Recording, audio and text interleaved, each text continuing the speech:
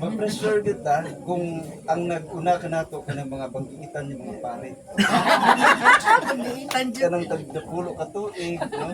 12 ka tuig, no? Unya, Paris Krista maguna. Unya, ang maulahi ka ng pinaka-ordinary sa tanan. Pinakabata.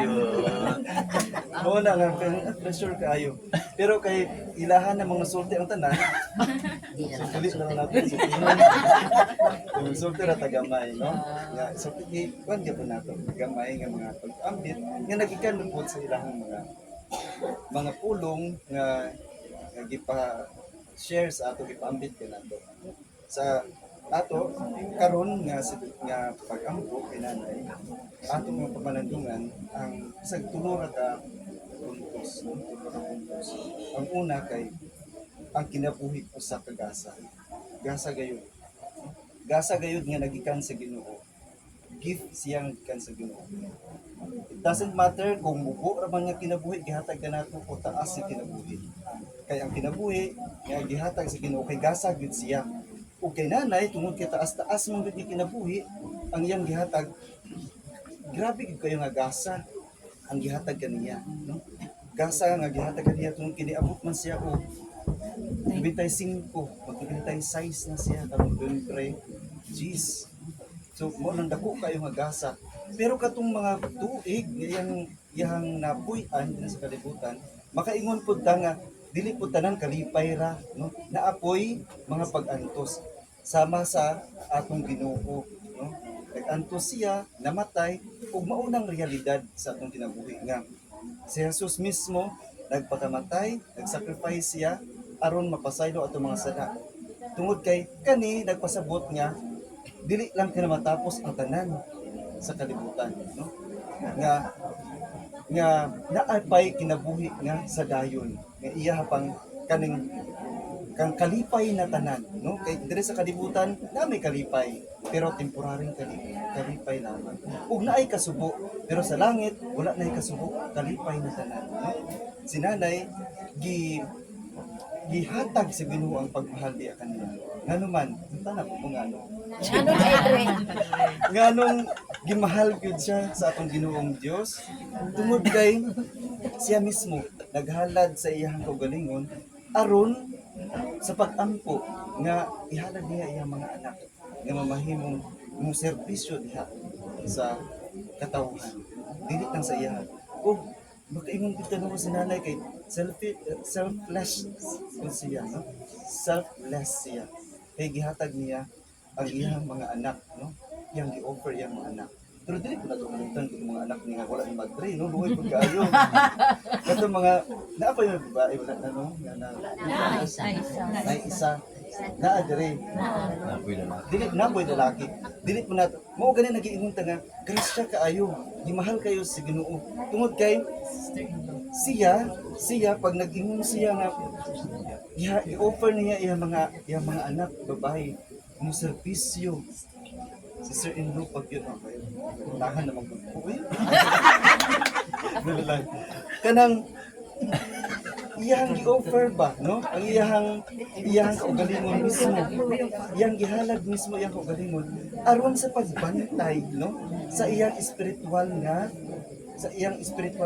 aspeto ng panginahanglan no apan ngano ang Ginoo wala niya i-religious tanan iyang mga anak tungod kay naa man siya tawhanon nga panginahanglan so kung nagmadri ang tanan ang nabiling kinsa na lang muumuma kaniya so maunang naagya po importansya ang mga tao nga nabiling no?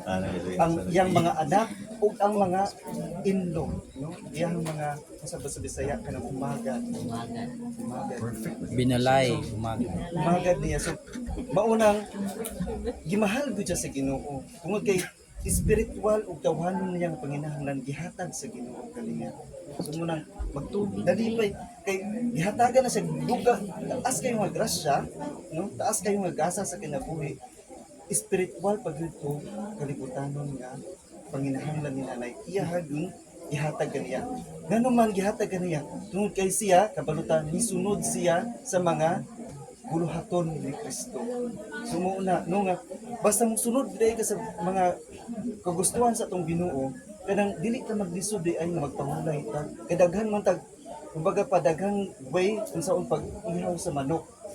Pero kani po daghang way ang atong kinabuhi nga maputol na ay sakit nga pamaagi na po'y nindot kaayong pamaagi nga murag sakto kaayo hingpit kaayo kanang perfect nga kanang naandam gyud no mauni ang kanindot kay Nanay Dominga tungod kay giandam gud siya ready gud siya nung nga bisag wala iyang mga anak nga mga pinalanggang anak kung nabilin po ng mga pinalanggang dili mga anak apan gisalig niya nung wala siya ni hulat nga kana paabuton pa ang iyang mga anak nga mga reliyosa gisalig niya tungod kay andam naman siya so naay sakto no? Kung kumbaga pa naagud ay kanang perfect time no ay perfect time kung musunod pud ta no pero kung kita gahipon pud ta mga ulo no mao pero usahay nga naay pa mga consequence di ay sa atong mga actions mo nang magpasalamat kita tungod kay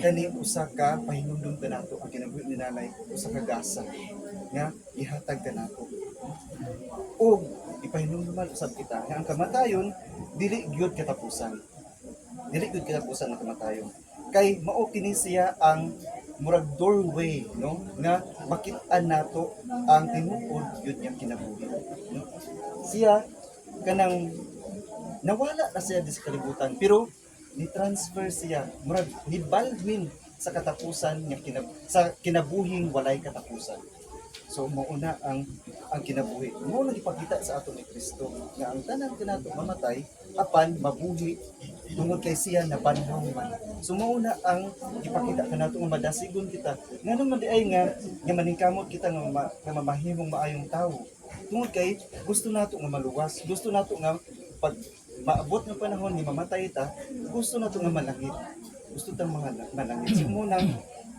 si Nanay usa ka inspirasyon nato usa ka instrumento nga makita ta mao di ay tinuod nga gugma mao di ay tinuod nga pagsakripisyo mao di ay tinuod nga paghalad sa kinabuhi dili lang iyang kinabuhi kundi ihalad pa niya ang kinabuhi sa iyang mga anak aron mo serbisyo diha sa katawan ug sa Ginoo mismo sumuna ingon ni Father Ruchi gabi nga ang mga pari kay hatagan during sa ordination katong plot katong maniturgium nga ginaingon nga mauna sa gihatag sa inahan gihatag na sa inahan aron pagkamatay sa inahan pag-abot niya sa langit i-offer niya mauna ang susi maunang Yahweh nga makasulod siya kay ang iyang anak ni serbisyo sa kalibutan o kung sa ay amahan pod kanang stola kanang unang stola sa ang simbahan ani nagtuo na ang stola sa pari nga di ba na ay kumpisal confession katong una nga makakumpisal ana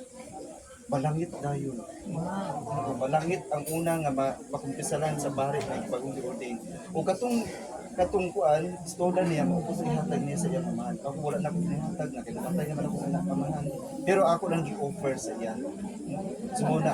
Pero kay Nanay, wala man siya pari, apan dili lang usa ka madre. Mo nang kung ang usa ka madre kaanak niya makalimot og ampo, napay tulong nga mag-ampo. Kung naay duha ka makalimot, napay duha. Sayo mo natulog. Kung tulong nga naay makalimot, napay usa pag yun. So grabe kay ang reservation ni Nanay Mong. Dili ko siya basta-basta nga pag-offer, no? Dili lang basta-basta, dili lang isa, duha, tulo, upat, no? Wala absent. Wala pa ko'y mother, no? Naay pay sister. And sister-in-law. Sister Mary, sige gabsin. So mauna nga pasalamatan gyud nato no ang ikatulo kay ang hagit gyud sa kinabuhi nga puno sa paglaom puno sa gugma ug kalipay mao gani kung buhi pa si Nanay dili ko siya gusto ayaw mo paghilak mamatay ko malipay lang ka kaya tinuod man gud nga ang pasidungog sa mga igsuon nga nato nga namatay labi na karon kay nindot kay ang pagpanaw sa ato ang igsuon sa atong inahan no kanang nindot kayo iyang paglakaw kaya ang tinuod gid daw dili ang kasugo ang atong pasidungog sa ato ang igsuon nga namatay unsa man kung tanang Unsa man dre? ang tinuod gid ang kalipay kay maugid mauna ang atong dadpon sa langit ang kalipay mo na kung mamatay ta mag-smile mag-ana smile na lang kay depende po sa atong way sa atong kamatayon no so depende po na sa sa atong actions bitaw. Mga kuan gyud ta mag-pray. Pray gyud ta. Mo na si nanay dako kayo ang atong inspirasyon nga siya naglaom. Kay sa buhi pa siya nakakita na siya langit, nakita na niya ang bana, iyang mga anghel sa langit. No? Nakita na niya ang mga temporary nga butang diri sa yuta, nakita na niya sa langit nga buhi pa siya. So naay paglaom nga naagoy langit. Sa kinanay pa nato na kuan. Naay paglaom. Ug gugma, sa gugma pa lang sakripisyo pa lang iyang gihatag, iyang gihatag sa iyang kinabay. Naagoy gugma ug kalipay nga siya nag-ingon nga ayaw mo kasuko paglipay mo nga ako magpahutay. So mauna nga itugyan nato ang tanan no maglipay ta kay siya naa na kauban sa atong Ginoo sa langit no. Naa na og pero napuso na nato. Og mo gyud na no inspirasyon nato ang ugma paghaon ug kalipay.